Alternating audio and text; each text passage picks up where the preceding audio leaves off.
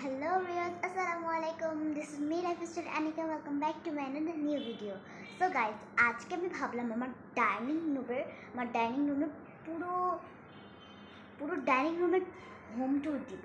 মানে পুরো হোম না, জাস্ট একটু ডাইনিং রুমে, কারণ ডাইনিং রুমটা দেখালেই তো সব রুমই দেখানো হয়ে যায়। আমি জাস্ট আমার ডাইনিং রুমটা দেখাবো, কারণ আমার বেশিরভাগ ব্লগ ডাইনিং রুমে করা হয়। আর তোমরা আশা করি জেনেই গেছো আমার কোথায় কোন জিনিস, আশা করি, কারণ যারা যারা আমার রেগুলার ব্লগ দেখো তারা অবশ্যই জানে। মানে আমি ব্লগ চক করি না, কারণ তোমরা আমার ব্লগ দেখো না, লাইক করো না, সাবস্ক্রাইব করো না, শেয়ার করো না, তাহলে আমার ব্লগ দিয়ে তো কোনো লাভ নাই। লাভ আছে, ভাবলাম যে অন্ধকার হয়ে গেল, ভাবলাম যে আমি একটা ডাইনিং রুমের হোম ট্যুর দিই। যদি তোমরা দেখো তো ভালো, পরে কিন্তু আমার জন্মদিনে ব্লগ আসবে, তোমরা কিন্তু অবভিয়াসলি দেখবে, না দেখলে কিন্তু আমি কান্না করবো। তো চলো আমার ড্রয়িং রুমে ব্লগ দেওয়া যাক। So guys, first of all আমার ড্রয়িং রুমে দেখাচ্ছি হচ্ছে একটা আমার ড্রয়িং রুম। মানে এখানটা হচ্ছে গিয়ে সোফা, টিভি, পর টেবিল একসাথে আছে। তো পরে দেখাচ্ছি, আমি আগে আমাদের খাবারটা দেখাই। এটা হচ্ছে আমাদের খাবার টেবিল। তো আমি এখানে যেহেতু তোমার ম্যাম আসে না, তো আমি এখানেই পড়তে বসছিলাম, তো আমি ওখানে বই খাতা উঠি না, আবার পড়তে বসবো। তারপরে আমার ডাইনিং টেবিলের পাশে আছে একটি সুন্দর শোকেজ। আরও আসো। তারপরে আছে আমার আম্মু বয়েম রাখে গাদা গাদা। তারপরে আছে র্যাক, যেখানে বাটিগুলো থাকে। দেখতেই পাচ্ছ লাইন বাই লাইন কত কিছু আছে। এটা আমার ডাইনিং টেবিল।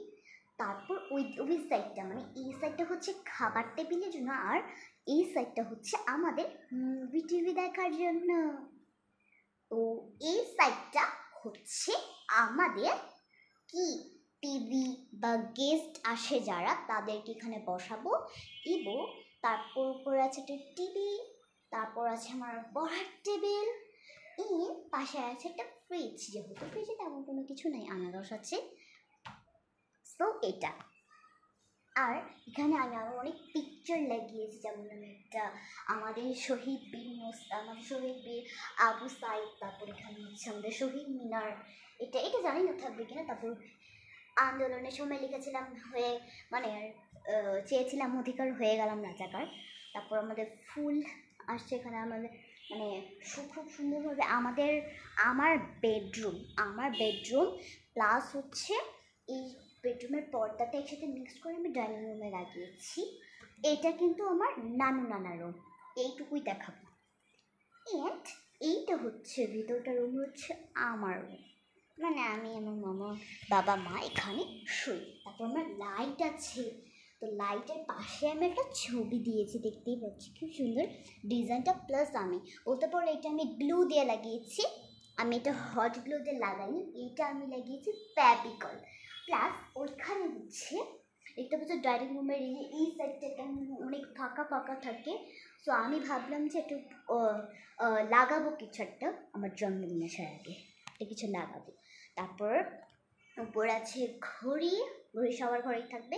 প্লাস আমি এখানে আমার একটা ইচ্ছা ছিল, আমি একটা মেহেদি ডিজাইন করবো, মানে ছোটোবেলা থেকে আমি করি, বাট হচ্ছে গিয়ে কী হয়, পারি না।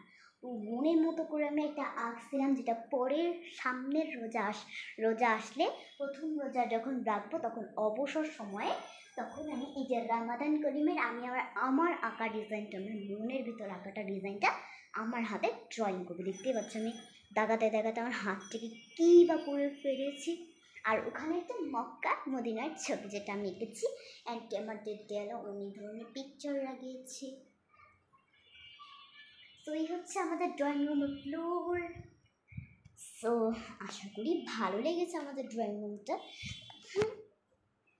তোমরা যদি চাও আমার নানুর রুম এবং আমাদের রুম তোমরা দেখতে, তাহলে চ্যানেলটিকে সাবস্ক্রাইব করে পাশে থাকা বেল আইকনটি বাজিয়ে একটা লাইক দিয়ে যাবে, ঠিক আছে? তো বাই।